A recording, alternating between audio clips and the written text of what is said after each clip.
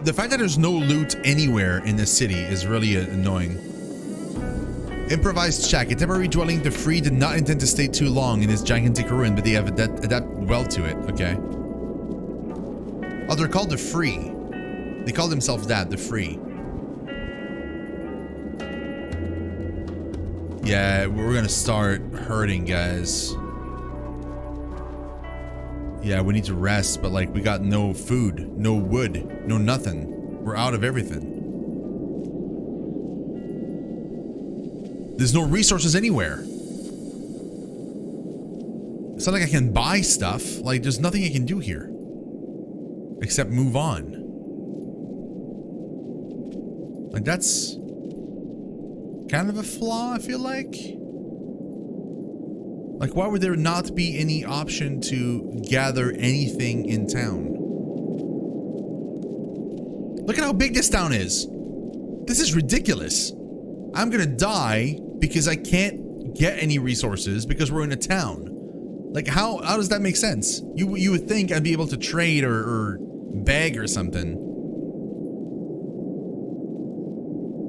We're gonna die. Like, Petra's legit gonna die. Waken! Thank you so much for that raid. Oh my god. I love your face, Waken. Thank you so very much. That is so nice. Thank you. Can I get a caster command for, like a shadow command for Waken? I would love it. Yeah, we gonna die. We gonna die, boys. This is it. We gonna die, like, next, like, right next to the thing, the town. Just because we can't, like, in the middle of the town, even. Wait, is that a gladiatorial match? Or maybe it's an auditorium.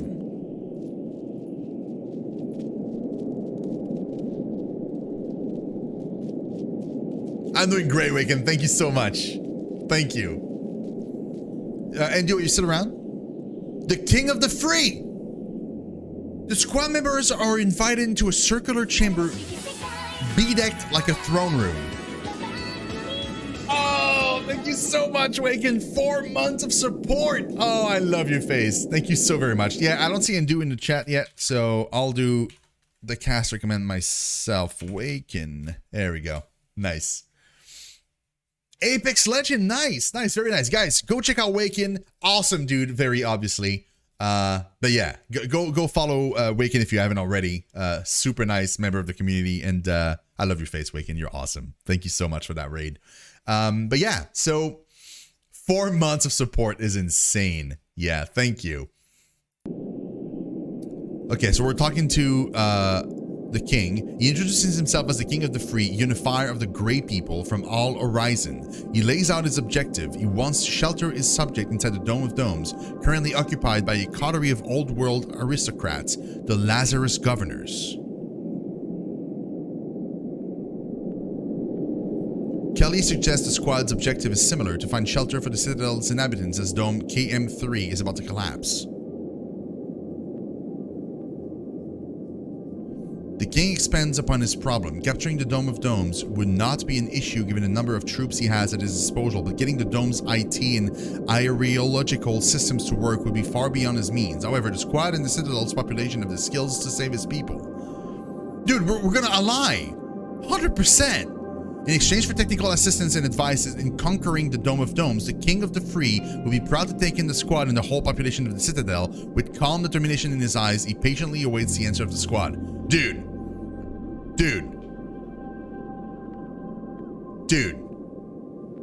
Help the King of the Free. Come on. Of course. The other guys are like, they're xenophobic. The King of the Free is super chill. Time for war?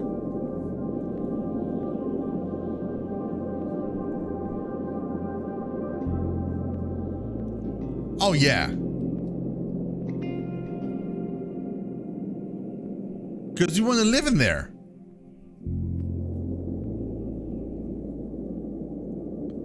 Dude, it's a dog-eat-dog world, man. As you can see, Speedy Ski, since the beginning of this playthrough, we've been bloodthirsty savages ourselves. We've been all about fighting every single battle and murdering every human we meet. So we just keep doing that.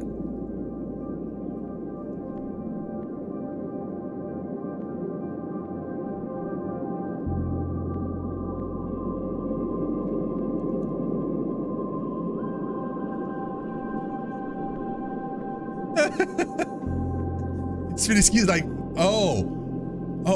now that's how it plays. Oh, I see. And what calling themselves King of the Free is kind of sus by default. I mean, yes, but like, come on. He's got the means to take it. He has the resources. We need the resources right now. Like, we need resources. Like, I'm dying. I'm literally dying. Like legit. Right now, our characters, they're dying. I don't have any, like, we can't rest. I don't have any food or any water or anything. We're basically dying. If we refuse them, like, he's gonna send us on our win and what? We just die in the wastes? Like, that seems like a bad plan. So one is help the king, and 2 is refuse the savages. I know what I want. I want 1. I'm voting for this.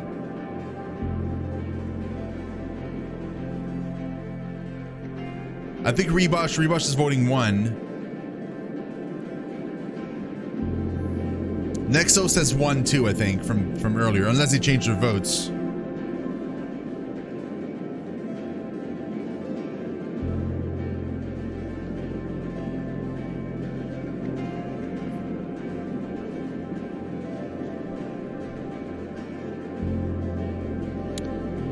Yeah, 1.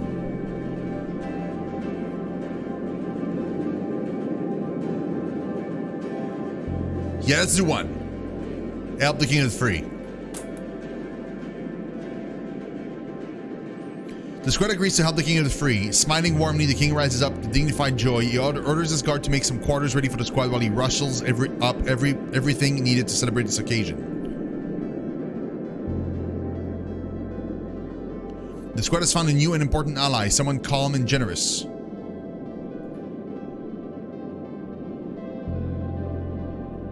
During the evening, the King of the Free asks the squad for advice. As people are warriors, war is their way, but perhaps there are other means.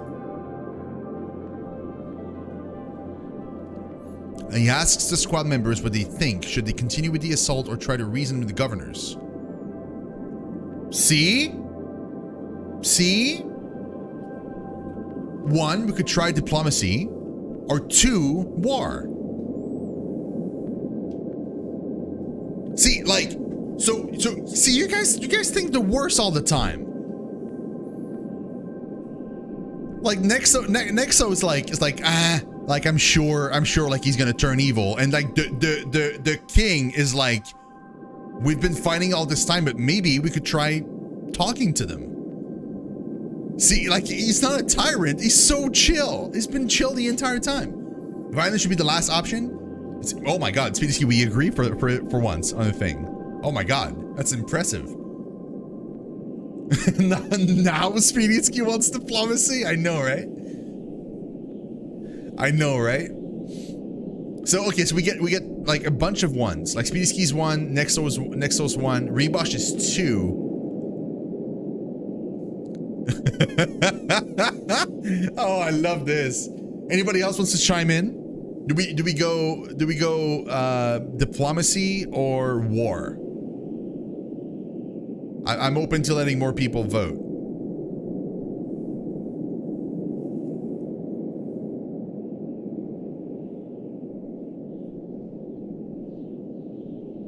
I see you, Speedyski. I see you. That makes sense. I'm leaning towards 1 as well. If nobody else wants to chime in, we'll just go 1.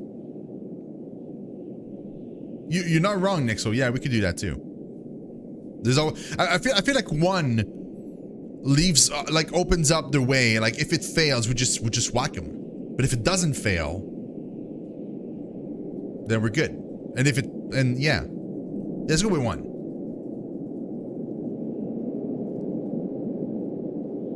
Now we have a king that clearly was made king by majority, plus they would prefer not to kill people because we won their homes.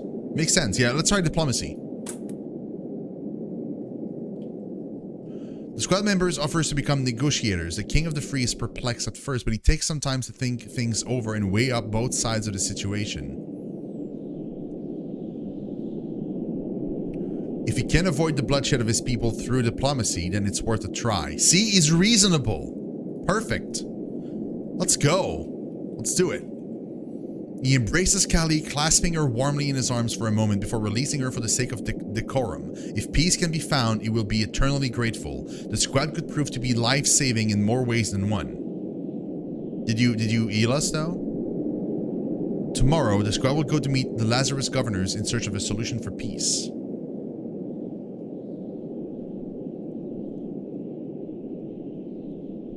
He did not heal us. How does that make sense? Bro. Peace in the dome. In awe, the squad members step towards the Dome of Domes. They wait on the bridge that connects the outside world to their gigantic future refuge, even more awe-inspiring than the Citadel.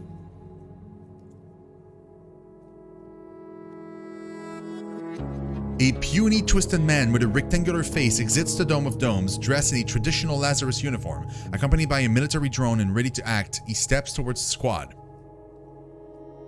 Oh god, okay, here we go. The squad members and the governor strikes up an intense discussion. The squad member argued that their case well, and the governor appears to acknowledge the strength of the Savages' army. He accepts that his population is in peril, and by rejuvenating their population with Savage and Citadel inhabitants, their chances of survival would be increased exponentially. See? Oh my god.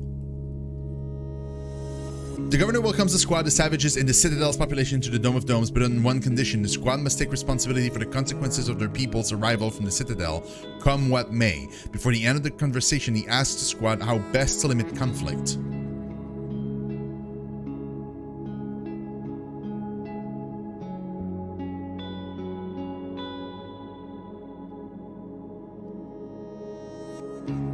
This is tough. I don't know this one. So one is the population will be kept separate and split up according to their skills. 2 is the population will settle in waves. 3, all refugees will share the dome on an equal basis. And 4, Savages, governors, and the Citadel populace will each have their own district. It does feel that way, Rebush. Yes, I agree. I am leaning towards... I'm leaning towards 3. 2 doesn't seem too bad either. But like 3 seems the thing that makes the most sense. But the thing is, we don't know how they feel. We have no idea.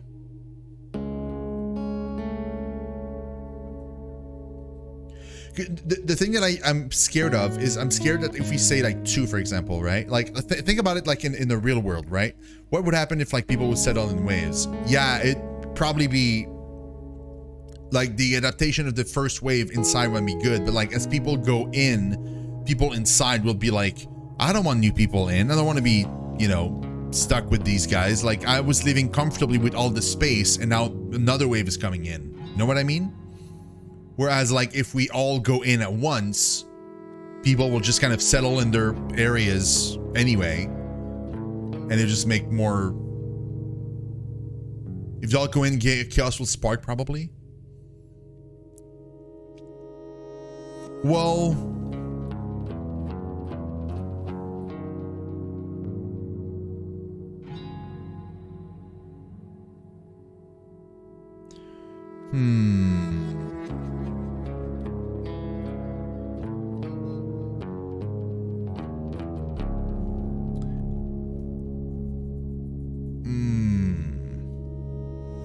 You're not wrong, Speedyski. I didn't see that. At the beginning, for sure.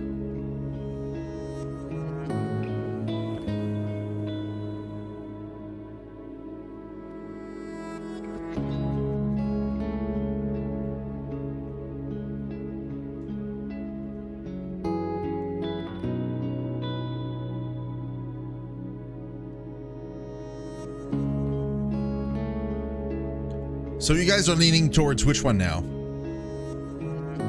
Let's have the vote. Let's see how this ends.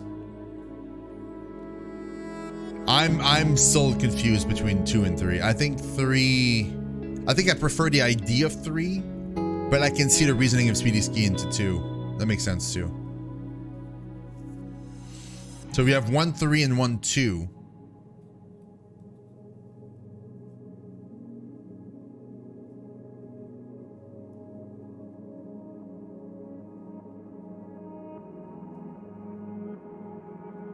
Anybody else wants to chime in? A meritocracy would be fair in a post-apocalyptic world so that everyone would be willing to pull their own weight, though it kind of makes people separate. So you're voting for one. So we have a little bit of everything right now. I need tiebreakers. Anybody that hasn't voted yet wants to chime in and vote, now's the time. Because we need a tiebreaker. I honestly, this is tough, man.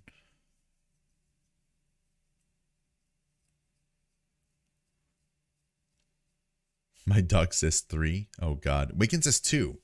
Okay, so we got a 2 in here.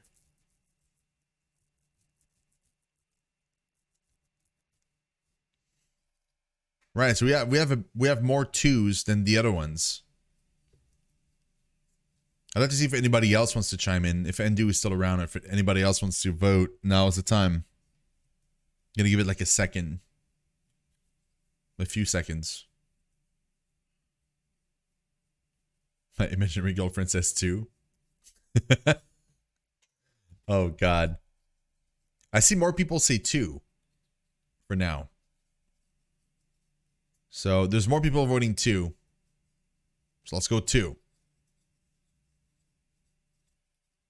In waves.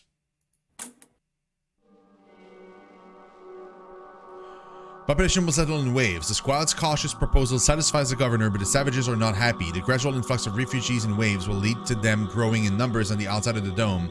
However, the savages finally agree and accept that their time will come. But when? The squad contacts the Citadel, informing them of the situation and advising them the path to follow.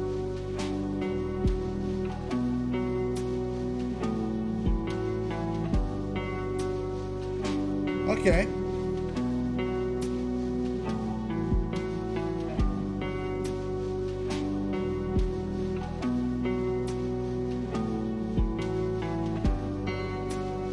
As they prepare for the Great Exodus, the Citadel population decided to dispatch a vanguard composed of the most vulnerable among the population, guarded by elite pathfinders. Under-equipped, the vanguard suffered heavy losses during the journey, but it held the standard of a hopeful people high. The vanguards reached the region of the Dome of the Sea in 100 days. Okay. I think that is GG. We made it to the end malnourished, tired, but we did it. Cold. The vanguard arrived in the dome governed by the king of the free. The king was worshipped by his people almost like a god, and he had become more despotic over time. The squad managed to make it keep its promise despite its authoritarianism. He accepted but on one condition. In order to stay in the dome, the vanguard, the squad, and KM3 had to recognize his superiority and submit to his authority. Wow. So the king betrayed us in the end.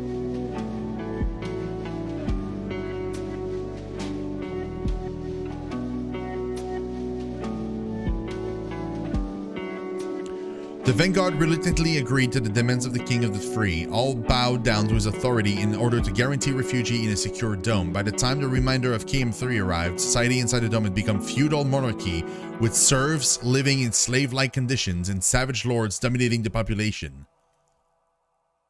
Oh my God! Ultimately, the squad bought their safety at the cost of their freedom and honor. They achieved their objective, but were left with an overriding sense of bitterness. No! Speedy Ski! No! Oh, man. So we would have maybe been better off with like everybody in at once. Maybe. Because that way like it would have maybe been different, you know?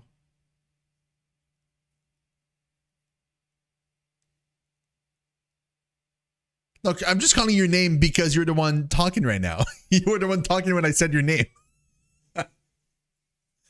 It wasn't your fault. No. It wasn't your fault at all. This is, oh man.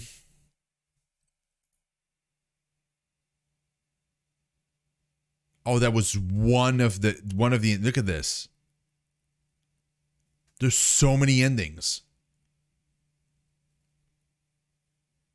Whoa, there's a lot of endings. Look at that stuff. And I think, maybe I'm wrong, but like, these are, look at this. The Dome of Domes, but there are other endings. I'm assuming these are like endings if you don't make it to the Dome of Domes, like you die or something.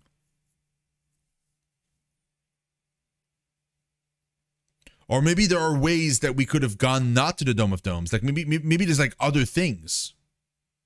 And like one true final ending, if you have all the other ones. Dude, the replayability is nuts, man. Like what if like there are other paths and you don't make it to the Dome of Domes if you figure out other ways? Maybe you repair your own dome. Maybe like, you know, the tower, yeah. We heard about the tower, we just didn't make it to the tower. Wow, that's crazy, dudes. So we got a short expedition, game time 3 hours and 14 minutes. This is the amount of paces we took. And we got emissaries, optimists. So favored behavior, distrusts, and characters most listened to was sin. Surprisingly enough, because sin was all about like punching people in the face. Huh. Interesting. Wow. Well, that was a game. That was a game. That was interesting. I think so. I think that's where he was. Yeah. I think that's it. Wow, guys. Well, that was it. That was fun. That was a super fun game.